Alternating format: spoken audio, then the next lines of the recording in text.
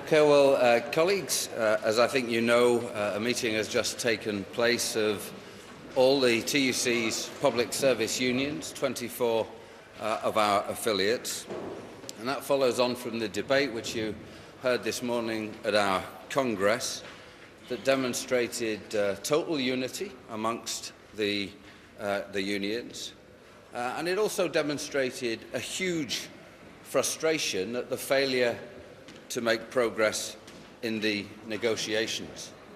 The government have told us of their determination to impose hugely damaging changes, to impose increases in contributions, to continue with the change in indexation, which reduces the value of pensions. And on these key issues, we've been unable to engage the government in meaningful negotiations. Now, what was also evident this morning, and again in the discussions we've just had, was an absolute determination to stick with those negotiations and to continue to seek, in every possible way, if we can establish an agreement through those negotiations. But also, of course, today we've talked about what other decisions need to be made if that settlement isn't achieved.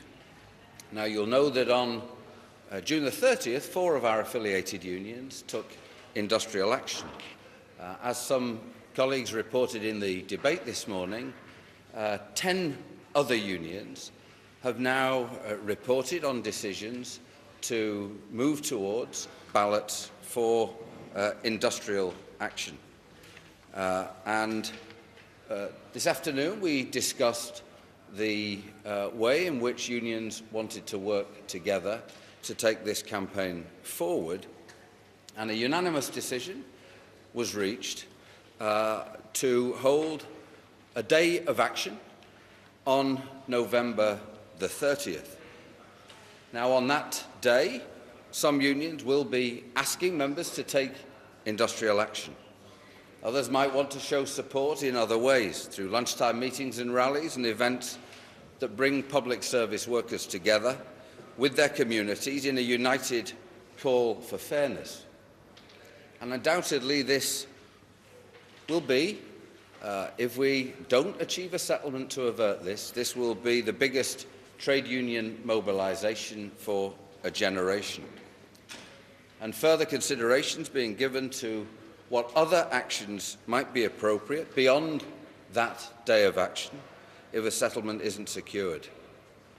Now, as I emphasised in the debate this morning, I and all of our unions most certainly do not take this step lightly, and we remain absolutely committed to seeking to resolve this through genuine negotiations.